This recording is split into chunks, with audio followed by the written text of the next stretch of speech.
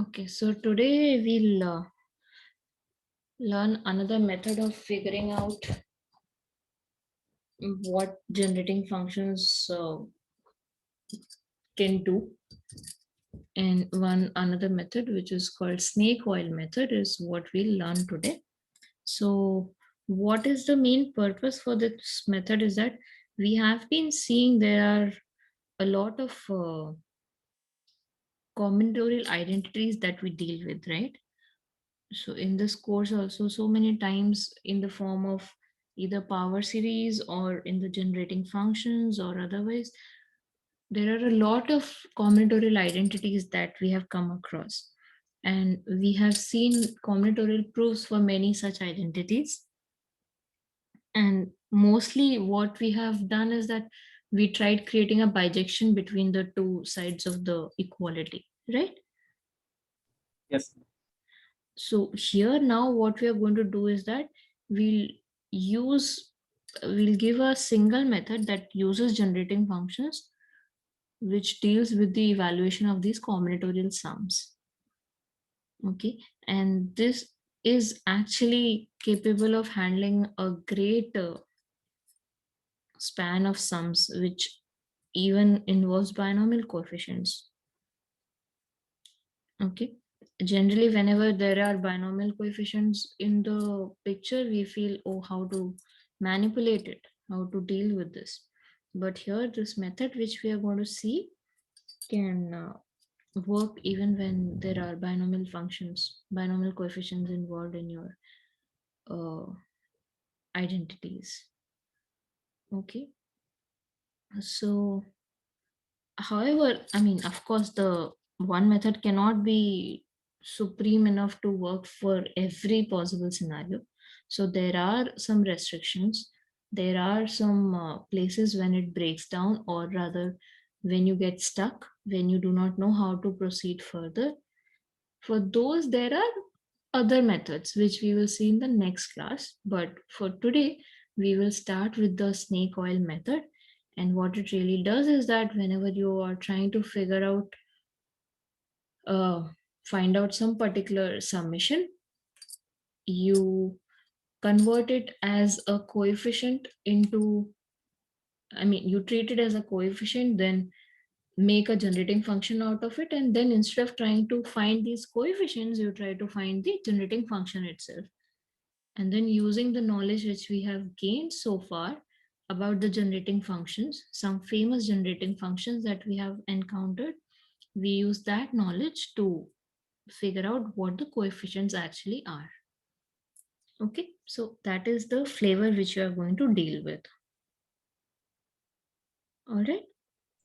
Yes, ma'am. Okay, so as we have seen like earlier also, there's a recipe which you can say.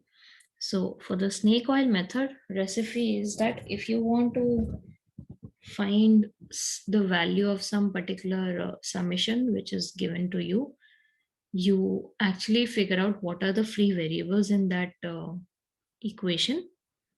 Okay, if let's say the free variable is n, then you call the entire sum which you want to compute as f of n, small f of n.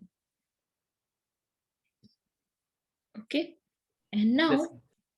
as I said that we, instead of trying to work with this fn, we consider this fn as coefficients for a particular generating function. So let f be the ordinary power series generating function corresponding to the sequence fn, right? So fn becomes the nth coefficient in the power series expansion of f, formal power series representation of f, right? This was the notation, remember? Yes, ma'am. So fx is equal to summation fn x raised to n, right? Yes, ma'am. So of course, once you call this fx to be the OPSGF of fn, what you have done is that you have taken this fn multiplied by x raised to n and then summing it over all n. That's how you actually arrive at fx, capital Fx. Yes, ma'am. But fn, small fn was already a sum, right? And now from here to here, when you translated yourself, you have actually created a double summation, one which was appearing here and another one which comes because you are summing over n now to achieve fx, right? Yes, ma'am. So fx now looks like a double sum over n, and then the other internal summation is running over depending on what this small fn was running over, right? That is the uh, equation that you would have started with. Okay, so then keeping these things in mind, what is the next thing that you do? You interchange the order of these summations. So there was a summation here, there is a summation here, you interchange the order. So if this summation was running over some, let's say k, this one anyway runs over n. So instead of keeping the summation with k inside and n outside, you want to take the summation with n inside and the summation which runs over k outside. That is what it means by interchanging the summations. Yes, ma'am. Correct? So after you have done this, then you identify the coefficients of this generating function fx. Because coefficients are nothing but this fn, and that is what you wanted to compute. Right? Yes, ma'am. Great. So before we proceed further, let's just recall some of the things which we had earlier done. And since we shifted to a different book, so these notations might have slipped your mind.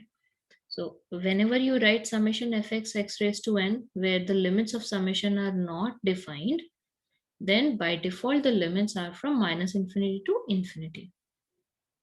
Okay. And this Yes, was part of your assignment also, that n choose k is non-zero if and only if k is in between 0 and n, both inclusive. Right? yes, ma'am. Further, so if I just keep these two things in mind, then if I write, let's say, summation over k, n choose k. So I have just mentioned summation is running for k, but the values of k are not defined, which means the summation of k runs from minus infinity to infinity from this. Yes, ma'am. And furthermore, if you know that n choose k is non-zero only when k is between 0 and n, you know that for the values of k which lies from minus infinity to minus 1, the n choose k would be 0. Yes, ma'am. Similarly, whenever k is bigger than n choose k is 0. Yes, ma'am. Therefore, writing summation k n choose k actually boils down to writing, meaning that it is a summation running from sigma k equals 0 to N. n, and that evaluates to 2 to the 2 raised to n. So see, if we would have written 0 to n and then we would, when we have to interchange the limits, we'll have to worry about what is really happening, etc. So that creates a lot of mess. But you see, when the values are anyway 0 outside a certain range, even mentioning the full range is not harmful to us. As soon as we keep in mind that whenever the values are 0, you treat that chunk as 0. Okay. Yes, ma'am. Another example along the same lines, if you take summation of n choose r plus k x raised to k, and this summation runs over k. So if I want to bring it into this sort of a form, or rather, n choose k x raised to k, what that evaluates to, right? So you would then want the power of x to match with this power, this number here, the downstairs item in the binomial coefficient. Yes, ma'am.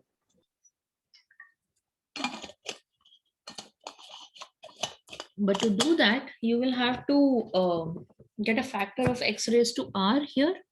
Then only you will have a x raised to k plus r. So Yes, as ma'am. we had done in our high schools also, you multiply and divide by x raised to r. So you have a x raised to minus r outside of the summation because of course it is independent of k.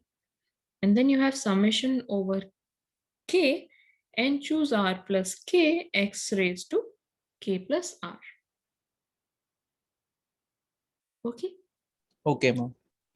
So here, since I was anyway running for all the values of k here, and now even though the coefficient has now changed in the sense like earlier it was coefficient of x raised to k here, now it is coefficient of x raised to k plus r, but due to the fact that this coefficient is going to be alive only for a certain range, due to this, for this also range does not really matter, and hence I still keep it as a summation over k summing from minus infinity to infinity. But I know that this summation is going to be valid only when r plus k is in between 0 to n, right?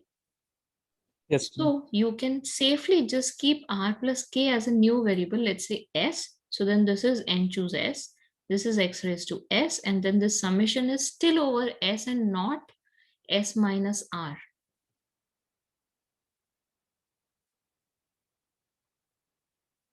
This is where the magical thing comes into the picture. So this was valid only when r plus k was in between 0 and n. And that's all that you're demanding even now. Yes, ma'am. So I do not have to really say that now summation runs over s minus r, as you would have actually done otherwise. But since this value is non-zero only when s is in between 0 and n, no matter what I keep here, as soon as it is taking all possible values, I know that I will have the correct values in my hand for the exactly the range when this is non-zero. And therefore the summation runs over s itself. And then this value, you know, it is 1 plus x raised to n.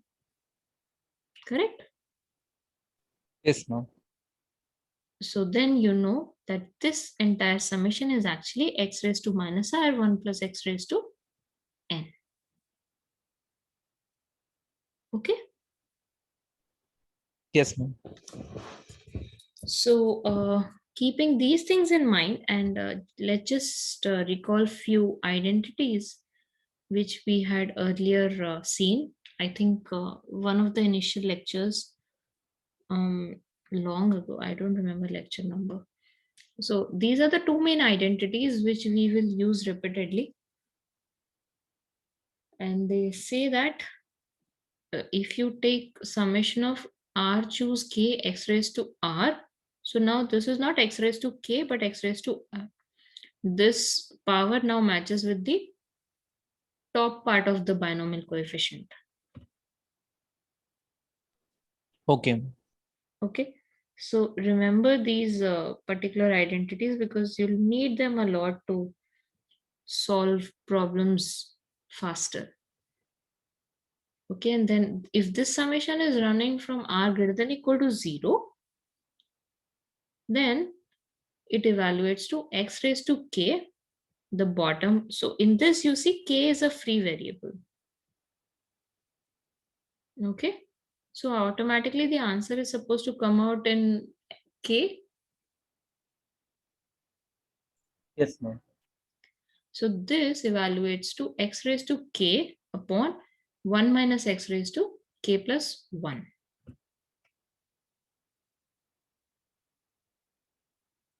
Okay, ma'am. Okay, another identity which is going to be used very many a times is that if you take a summation of 1 upon n plus 1 to n choose n, so you are collecting just the half many elements from a set of even number of objects, x raised to n, and then you sum it over all possible values of n. This evaluates to 1 upon 2x into 1 minus square root of 1 minus 4x. Okay, so remember these two. We'll be using it even in today's lecture and further also. So maybe it's a good idea to write them down on paper in your notebook there, so that you know when I refer to it, you'll have it out like in front of you. Okay.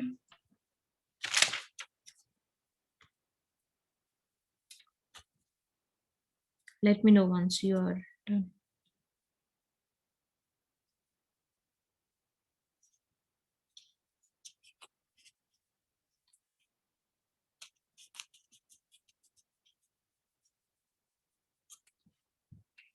Yes, ma'am. Done.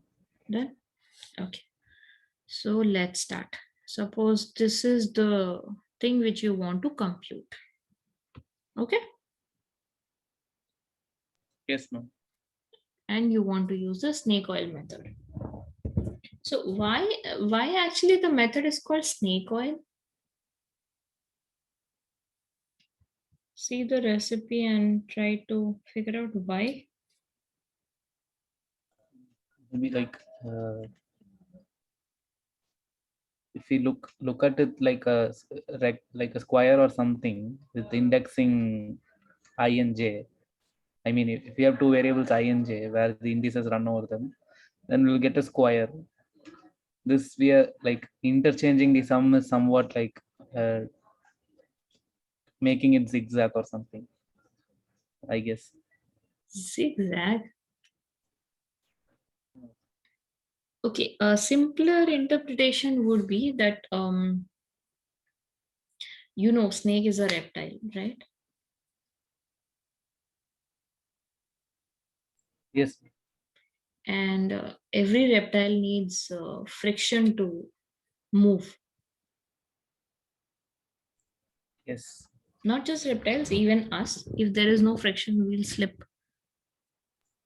Yes. So what it really does is that you rather than this computing this fn directly, which looks like a snake in the first impression, you actually pour oil all across in the form of this manipulation, and you convert it to a generating function fx, and then you try to figure out its coefficients.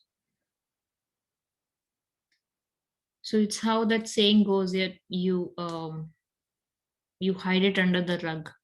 So just like that, you are making the snake go through oil, so it just loses its power, or rather it just loses its difficulty.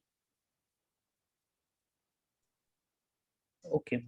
You'll see this when we do the examples, like for things which do not look like at all what they can give, they simplify to such beautiful and close form formulas for fn.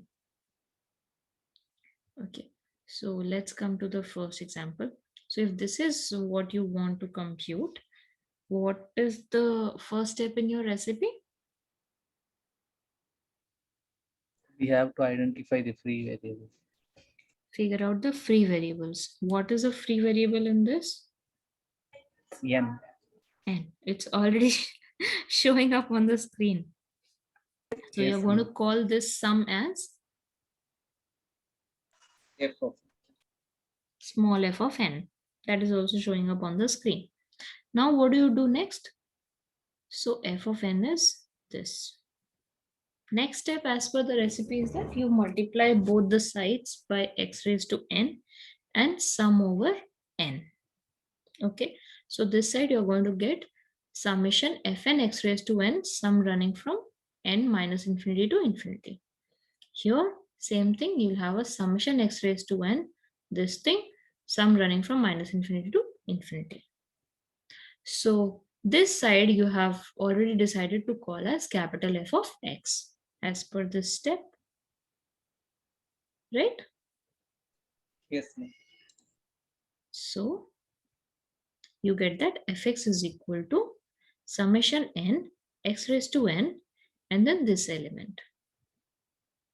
I've just copy pasted. Yes, ma'am. Right? What was the next step? We should interchange.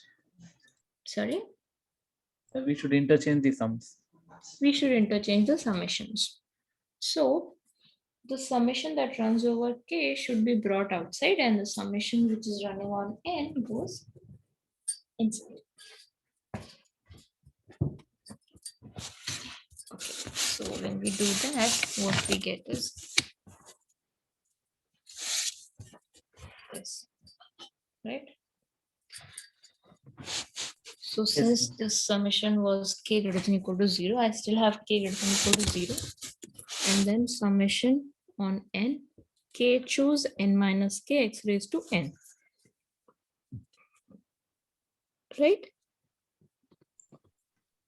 Yes, ma'am. The next obvious thing which you see is that, so n is something which is coming in the downstairs of your binomial coefficient, right? So you have to try to match this number with the power here. So of course you cannot manipulate something inside the binomial coefficient. So what you're going to manipulate is the power of the x. So you're going to make it x raised to n minus k. And for that, the most simplest way is to multiply and divide by x raised to k. So you have an x raised to k outside. Okay, outside of this summation, but inside of this summation, obviously, right? Because Yes. it depends on k.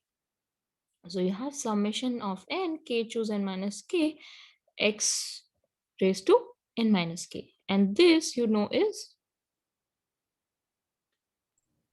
1 plus x to the k. right. So I have just rewritten n minus k to be r and then done the thing which we did earlier in example 2. And this becomes summation, this x raised to k comes down as it is. And this evaluates to 1 plus x raised to k as you just said. So this is x times 1 plus x whole raised to k, which is x plus x square raised to k, right? Yes. And now that is equal to what?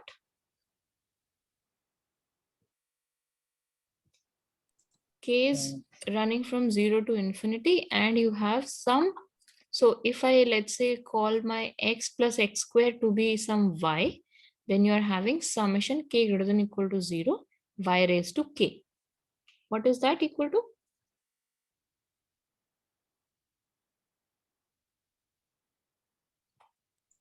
What is the closed form formula for that? Can again use the binomial coefficient. Like instead of, or can take x square to be y. Okay.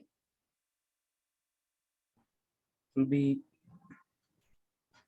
So then you're not going to give a closed form formula, right? It will again have some binomial coefficients involved in it. You are trying to simplify it. we can use the we want to formula get, about, sorry? we can use the formula in Right. And what is that formula? it's here we have x to be x times 1 plus x and r to be k. So it will be x times 1 plus x for some k by 1 minus x to the x plus 1 times to the power k plus 1. So write down the following in your copy. Let y is equal to x plus x square.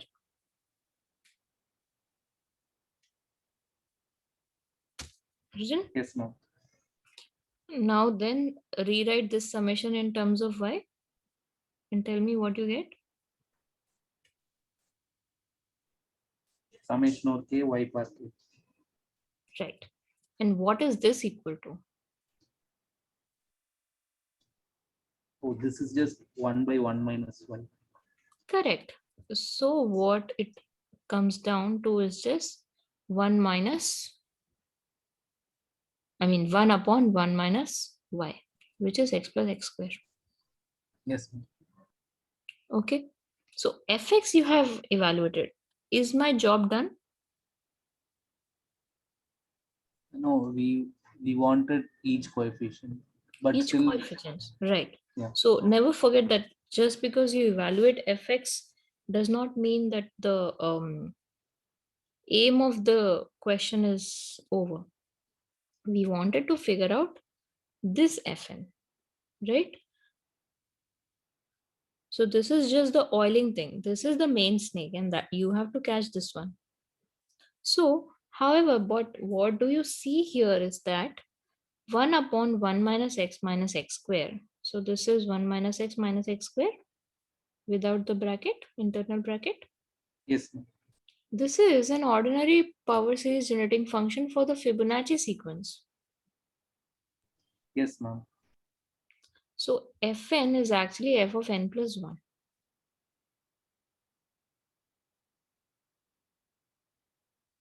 So now you have computed your f of n plus 1. Or in other words, you can also say that f of n plus 1 can be rewritten as summation k greater than equal to 0, k choose n minus k, which is what we started with. Okay. Yes, ma'am. Next example. So this was a really easy one to get the feel of it. Now, when we understand it a little better, we should try to apply it on better examples. So if you take summation of k, n plus k choose m plus 2k, 2k choose k minus 1 raised to k over k plus 1. And you want to compute what this is. As in, you want to find a closed form formula for this. All right. Okay. Yes, ma'am. So as for the steps, what I do? Here there are two free variables. Yeah, so just take one. Yes, ma'am. And then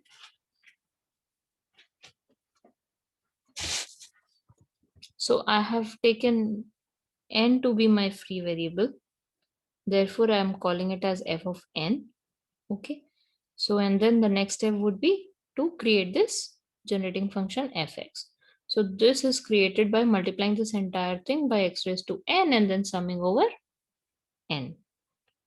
However, for this equation, I am given n greater than equal to 0. Therefore, this summation automatically gets restricted on the values for only the non-negative n. Okay. Yes, ma'am. What is the next step that I'm supposed to do? We have to interchange the sums. Interchange the sums. So sum over k has to come outside, sum over n has to go inside, and then collect the terms which are dependent only on k and bring them outside. So things like 2k choose k, minus 1 raised to k, reciprocal of k plus 1, all this can come out, right? So that is what I do. So summation over k, 2k choose k, minus 1 raised to k over k plus 1, x raised to minus k. Why this comes, we'll just see in a minute. But remember only till here. And then you have a summation n greater than equal to 0. And this applies to the elements n plus k, choose m plus 2k and x raised to n, right? So now x raised to n I had, and then n is something which is appearing in the top part of the binomial coefficient. So I should try to match it with that full part.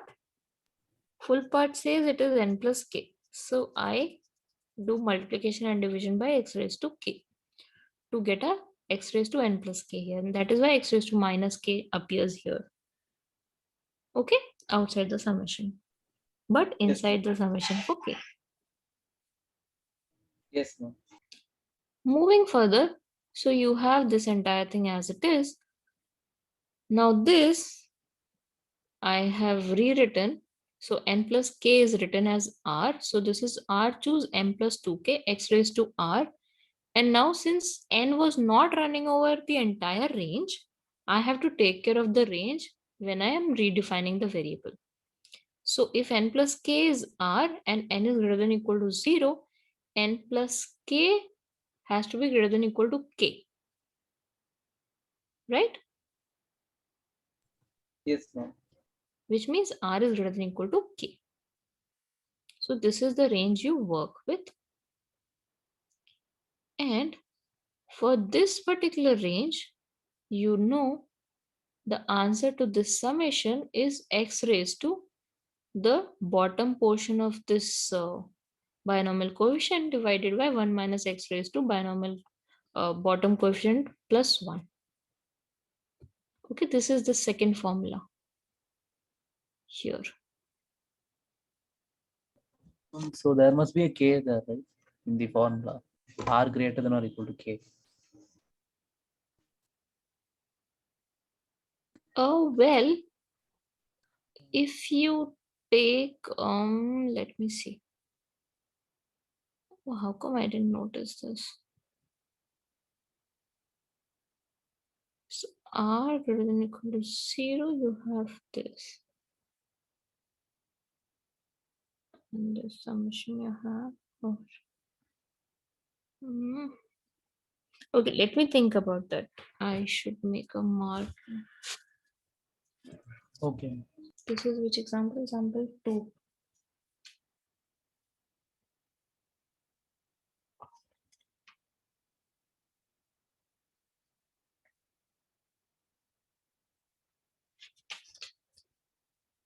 Just a second.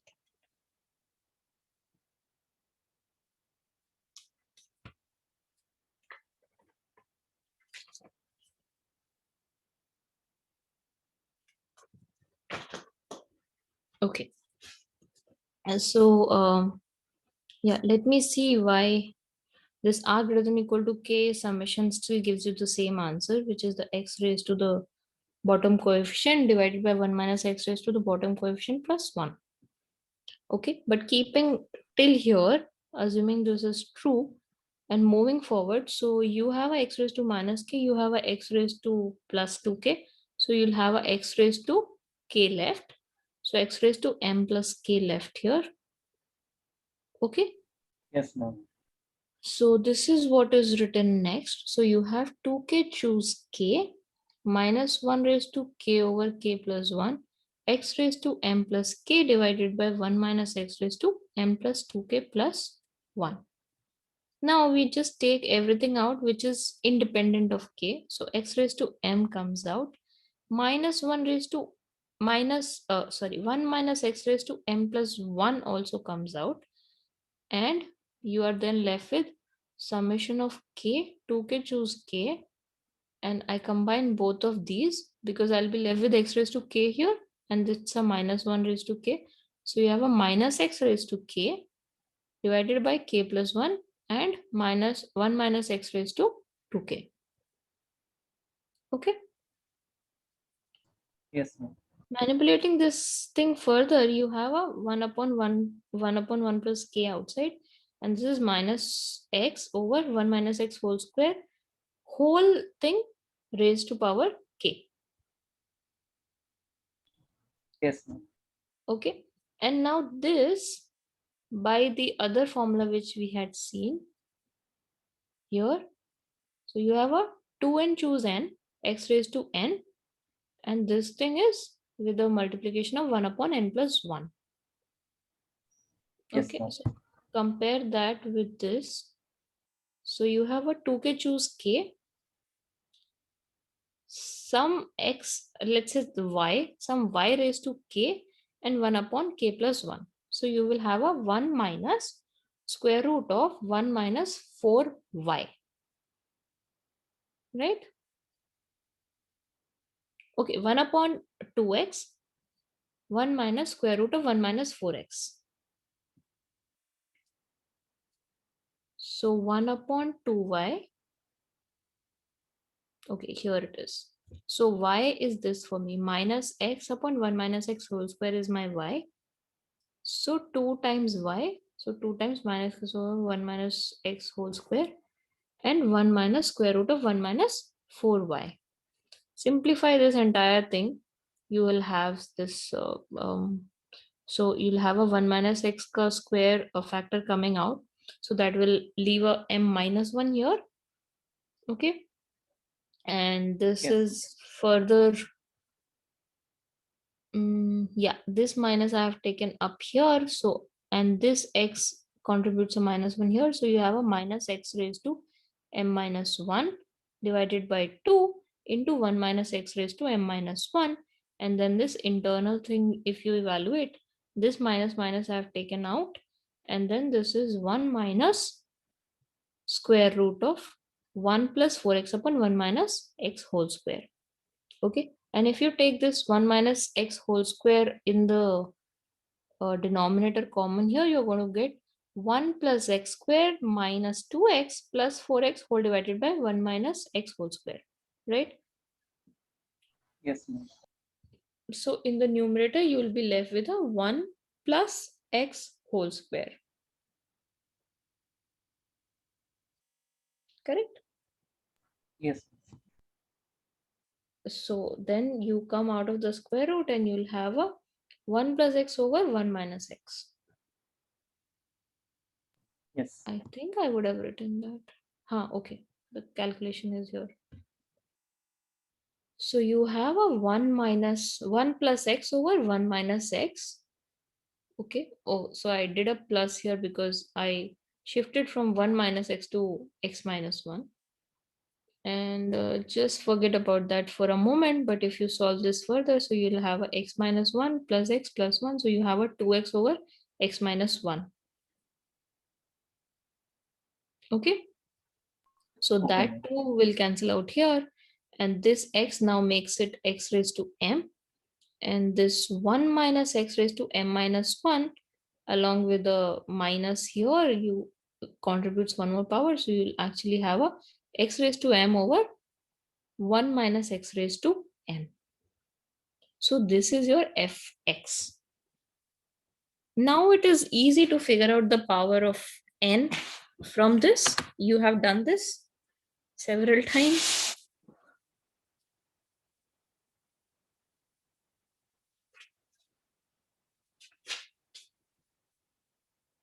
Right? Yes, ma'am.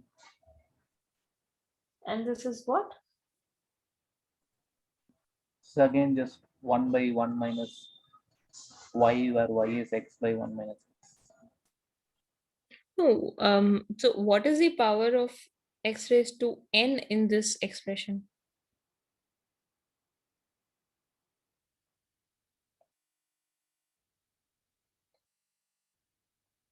Come on, think a little. You have done this already.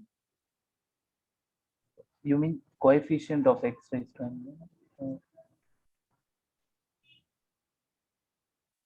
So in your quiz, remember I asked you the coefficient of x raised to n in 1 minus x raised to n m Yes, ma'am. minus m. So same thing you apply here, and then you know that whenever you want to figure out the coefficients and you have a power of x multiplied with that function, you subtract that We just power and shift it. see. Yes. So this actually is exactly the n minus 1 choose m minus 1. So coefficient of x raised to n in this binomial expansion is x raised to m over 1 minus x raised to m. Sorry, I've written this ulta.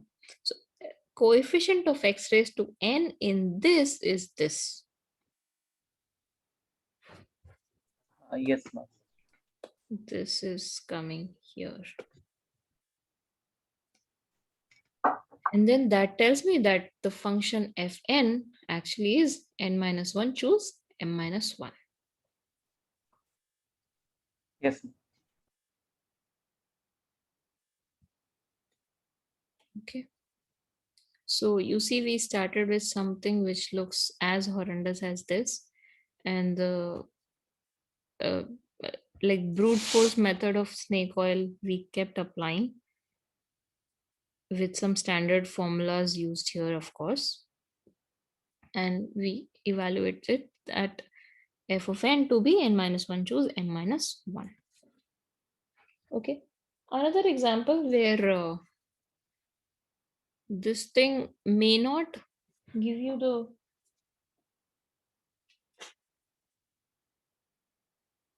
it might get little tedious, but what are the difficulties? Let's just see.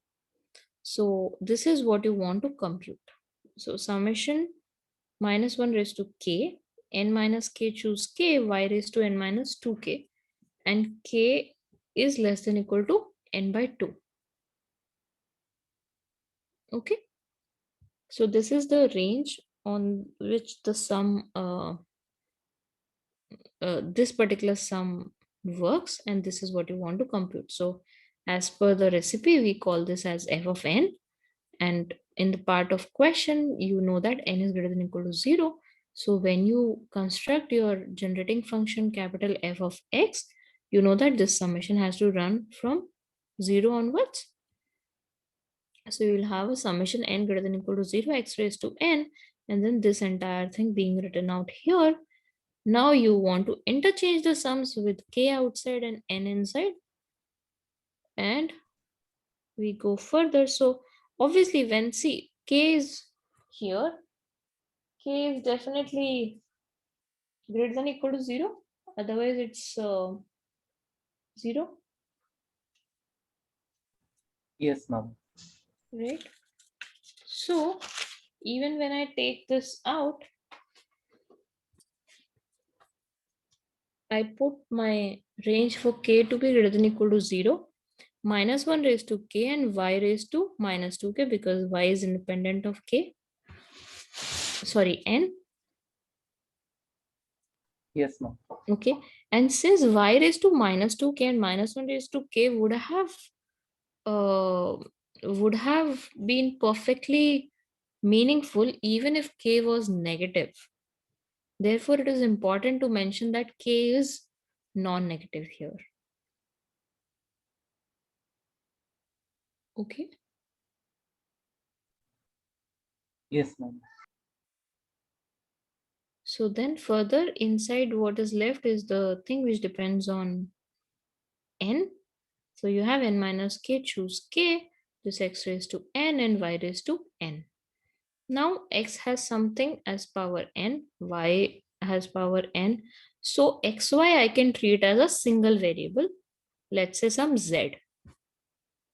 Okay. Yes, ma'am. Because here itself you could have said, oh, no, look, that y is a free variable.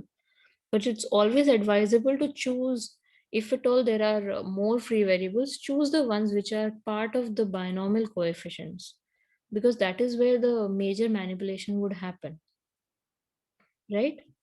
Yes, ma'am. And inside the binomial coefficients, n and k are the only two variables, but the summation runs over, depends on k. So n is the free variable, and that is why we have chosen this to be f of n. Okay, so even though we see two variables here, we combine them together and merge it, so that then we have just one variable to deal with. Okay, so let's say xy is z, then you will have a z raised to n, and n is part of the numerator here, so we have to match that power. So then you will of course have to do a z raised to minus k and z raised to plus k, correct? Yes. So I do a x raised to k and y raised to k here, but y raised to k gets adjusted and only y raised to minus k is left. And here I will be having x raised to n minus k, y raised to n minus k. Okay, fine so far. Yes, ma'am. Now again, you use the formula which we have seen earlier, that this entire thing, so this is x upon y raised to k, because y is coming with a minus power. So a with n greater than equal to 2k, n minus k you put as a, so this is a greater than equal to k, a choose k, xy raised to a. And then this is xy raised to the bottom coefficient in the binomial divided by 1 minus the variable raised to k plus 1. Okay.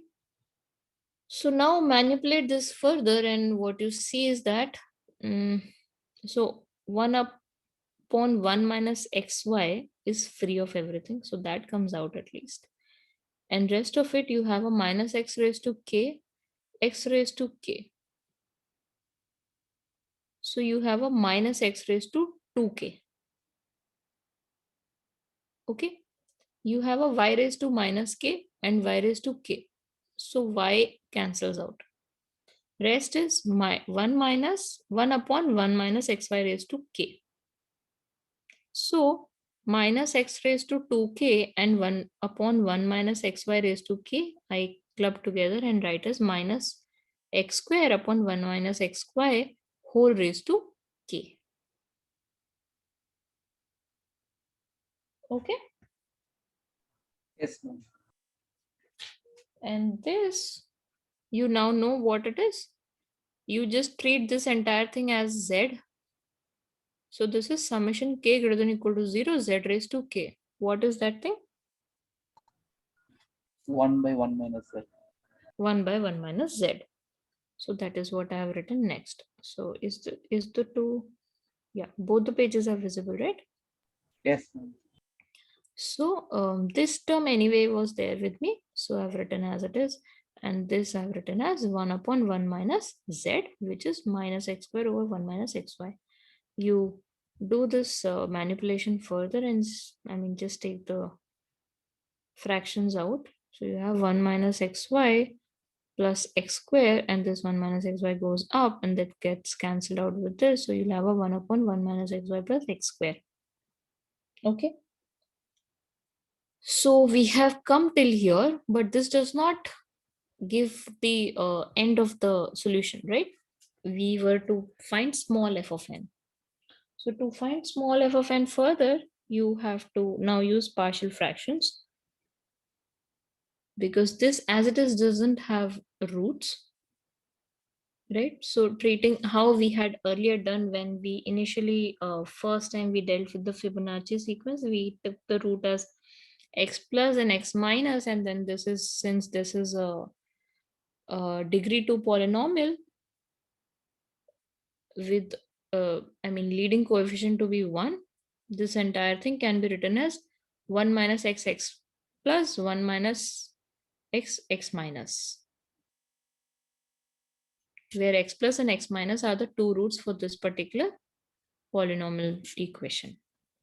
Okay, so do that technique and figure out using the partial fractions. You'll get two particular terms here, right? And once Yes. you will have those two terms separately, then you would exactly know the coefficient of x raised to n in each of them, and thus the coefficient of x raised to n in the whole of it by using the sum. Correct? Okay, ma'am. Yes, ma'am. So that part I leave to you guys. Do that.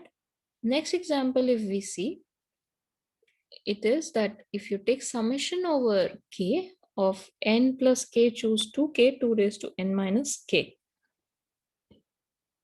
Clearly enough, n is a free variable. Sorry.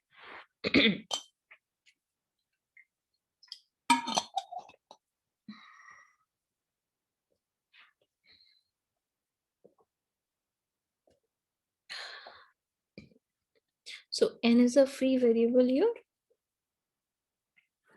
And so I call this particular summation as f of n. And in the question itself, we are given that n is greater than or equal to 0. Okay, so moving further, doing the same technique as we had been doing, you take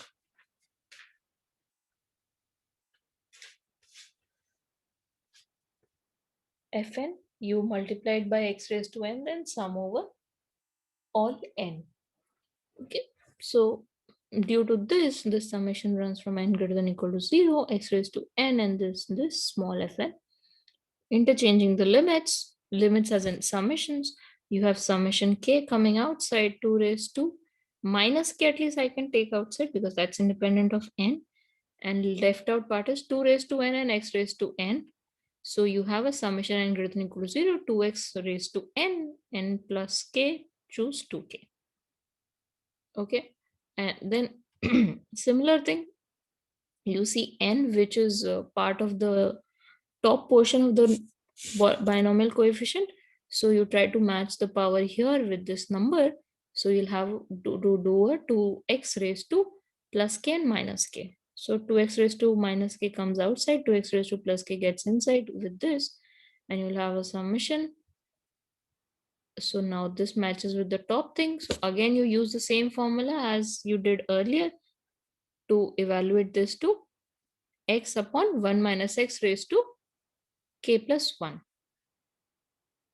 Okay, so here k itself is 2k. So you have x raised to 2k divided by 1 minus 2x raised to 2k plus 1. Okay, x is 2x, k is 2k. And now you simplify this further. So 2 raised to minus k, 2 raised to minus k, and 2 raised to 2k gets cancelled out, everything. Left is x raised to minus k and x raised to 2k. So you have x raised to k left in the numerator, right? Yes, ma'am. Denominator, it's 1 minus 2x raised to 1, you take out. Left thing inside you leave. And now this, again, the standard formula, you know it is.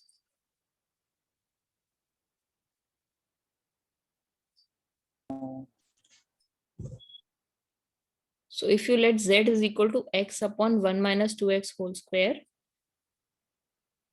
Yes, ma'am. It's again 1 by 1 minus x upon 1 minus 2. Great. So that is what you do next to get that 1 upon 1 minus 2x as it is, and this evaluates to 1 upon 1 minus this entire thing. So this entire thing, when I take this here, you have a 1 minus 4x plus 4x square minus x. Okay. Yes, ma'am. So this entire business comes, so you have a 1 minus 2x here, and this will be a square. So one thing survives in the numerator. Okay, so you have a 1 minus 2x upon 1 minus 4x, 1 minus x. Now you can use the partial fractions. And since this one was easy, I have put it down. So it just comes down to 2 by 3 of 1 minus 4x plus 1 upon 3 times 1 minus x. Okay. And now Yes. coefficient of x raised to n in this is?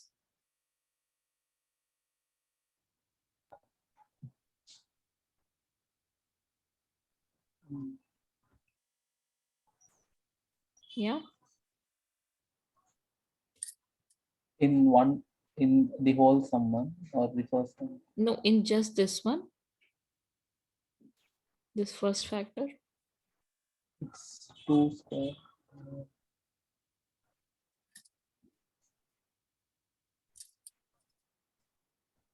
Okay, tell me the coefficient of x raised to n in this. That is just uh, 1 by 2. In Hmm? in the second term, it would be with 1 by 1 minus x would be summation x bar n. So x bar k maybe, or then it will be multiplied by 1 by 3. So it would be 1 by 3. 1 by k. 1 by 3. Right. So it will be 1 by 3. And in the The first one, first term, so 2 by 3 you can keep separate. And now you tell me the coefficient of x raised to n in 1 upon 1 minus 4x. would be So you are going to 2. have things like 1 plus 4x plus 4x square. So 4x, first of all, is 2 raised to 2 times x. 4x square is 2 raised to 2 times 2 into x square. So x raised to n has a coefficient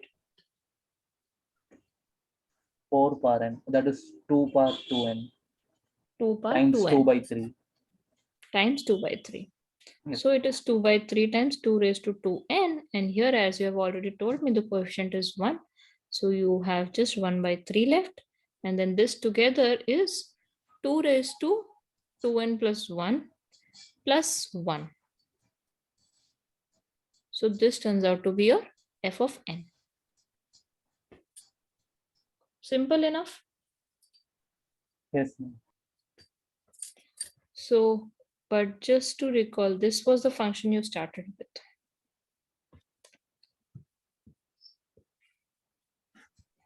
So even for things which, does not give any insight of what the answer could be, the standard snake oil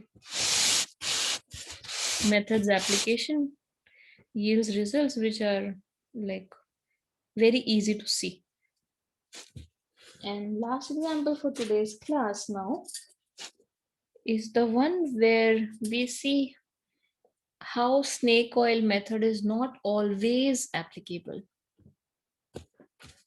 which means it does not lead you to an answer. Okay, so here is the thing. You have a summation k, n choose k, 2k choose k, y raised to k. Okay, so n is a free variable and then you treat it as a function of y because of this power here. Now, then the function f of xy, since fn is already a function of y, f of x would not make sense. So it's a function of x and y. And this will be summation fn y xn and running from 0 to infinity as we have been doing. Yes, ma'am. Okay. And then substitute fn here, which is summation k, n choose k, 2k choose k, y raised to k. And now our favorite part, you interchange the limits.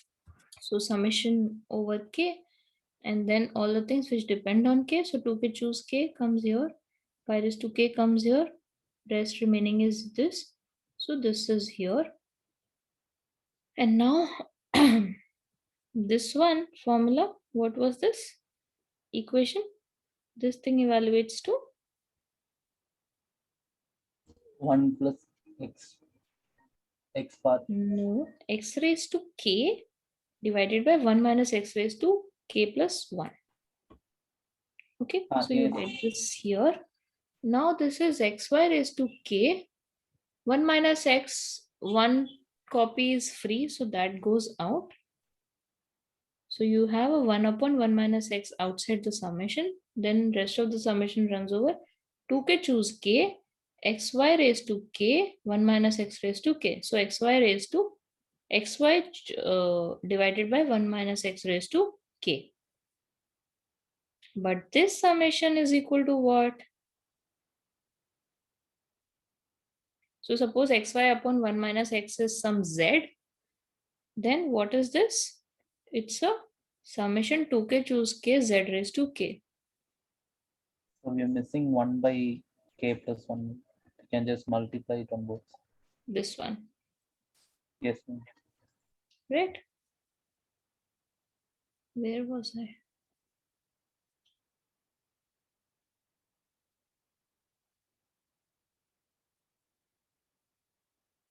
Yeah. So this thing now gives a, oops, sorry, this is not the same identity. Sorry. Why? Because there is no 1 upon k plus 1 here. Yes, ma'am. That's it. Sorry. So if you see again, let me just go back. Yeah. So here, whatever is the bottom part of the binomial coefficient, that plus 1 has to appear in the denominator also. This is not available to us right now. Okay. So there is some modification to this particular part, and that is given by this new identity which I have written here. So that summation 2k choose k z raised to k, summation running on all k gives you 1 upon square root of 1 minus 4z. Okay. So in the sense of square root and 4 and 1 minus 4z, etc., things are same. But there's a difference because there is no term 1 upon k plus 1 here. So yeah, anyway, using this thing and putting back here, what you see is that f of xy is 1 upon 1 minus x as it is. And this thing now with z is equal to xy over 1 minus x, you get 1 upon square root of 1 minus 4xy over 1 minus x.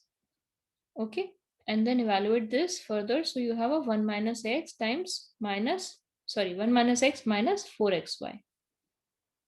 Okay, and there was this square root of 1 minus x. This would go to numerator and take half of the power from here.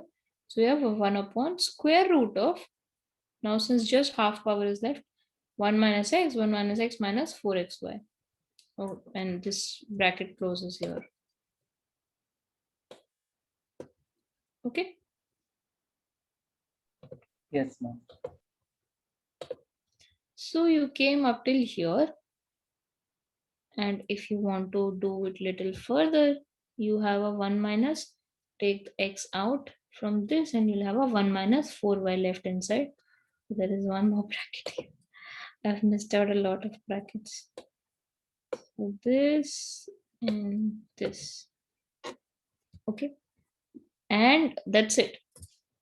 So far, we never ran into things where the denominator had a square root. So we could use the partial fractions and move further, right? However, now even though this is also having degree 1, but it's not a polynomial anymore. It's not a rational function. Yes, ma'am. Correct? So then we do not know how to proceed further. However, for some specific values of y, we could still deal with it. And so let's see what we get.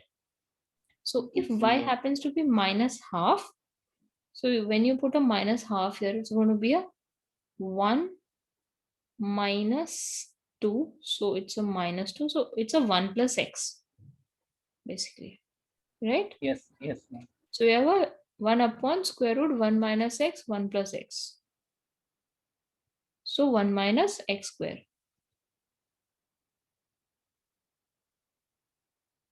Yes, ma'am. And this is equal to the summation 2m choose m x by 2 raised to 2m. Okay, so there are a lot of identities which keeps popping, and unless you have dealt with them enough, it would be hard for you to see from where they came. Okay. So this is something which we got. Okay, the next value for which we could be hopeful is if this sort of vanishes. Okay, so if you, let's say, vanishes as in if we can get rid of the square root itself. So you already have a 1 minus x, you would want another 1 minus x. So for that, this thing has to evaluate to 1. And this evaluates to 1 when y is equal to minus 1 by 4.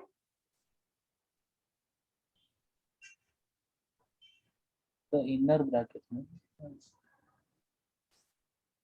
Oh, actually, we should not be seeing here. But okay, coming back to where we started. So here, if you see, here if you put y is equal to minus 1 by 4, then also it takes up a standard form, and this summation then, summation over k, 2k choose k, as it is, it was a function of y. But at a specific value, it yields 2 raised to minus 2n, 2n choose n. Okay, and using these, what you can actually say is that this summation minus 1 raised to k and 2 raised to minus k. So here This is 2 raised to minus 2, right? Minus 2k, Yes, which ma'am. is an even thing. However, here if you would see for minus half, where shall I put this? Okay, here itself you see minus half it was, then it would have been 2 raised to minus k, meaning odd multiple of k in some sense. So depending on n being even or odd, this translates to n choose n by 2, 2 raised to minus n coming from here for the even n and 0 for the odd n. Because you get this. Okay. Okay. So, and this identity has a name called Reed-Dawson identity. I am afraid we won't see this again in this course. It doesn't seem to be appearing anywhere um, as per what I have seen. But yeah, main purpose for these examples was to see how snake oil method, even though it seems so trivial, it applies to most of the cases, even though sometimes the calculations are bizarre and you have to get your hands dirty. But the thing is that you're still doing the same thing. It's not like you have to keep on coming up with a different sort of idea every time. So with practice, it is just a matter of writing them. Okay. And in Yes, the ma'am. next lecture, we will see some more advancement of this particular topic. And then we come to a new topic, which is called WZ pairs. The aim for that is that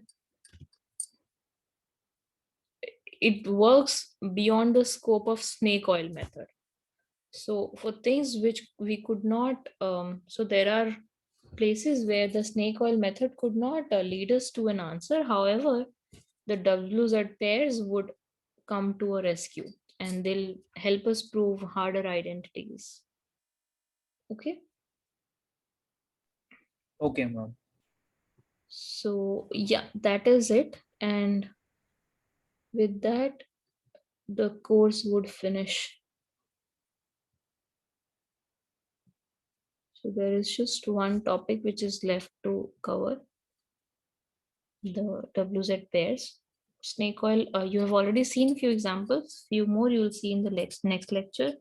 And then the last topic is WZ pairs. Okay. Okay, ma'am. Okay, great. So I'll be announcing the objective information about the objective part of our NSEM on Moodle. And let's just come together and like finalize a time for the NSEM second part also, so that then like things are in place and there is no ambiguity left. Okay. Okay, ma'am.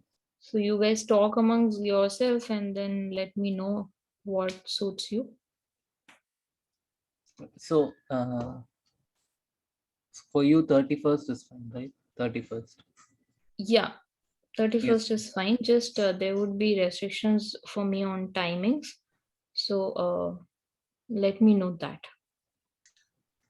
Okay. Okay. For Yes, ma'am. instance, your 8 a.m. would not work for me. So anything, mm, The evening would be fine for you, right? yeah, Our your class evening timing. would be fine for me. Yes, ma'am. Yeah, yeah. So just avoid very early mornings. I am fine with late evenings also, but early mornings, your early mornings won't work. Okay, ma'am. Okay, so accordingly, coordinate among yourselves and come to a time. Okay, ma'am. Okay, sure.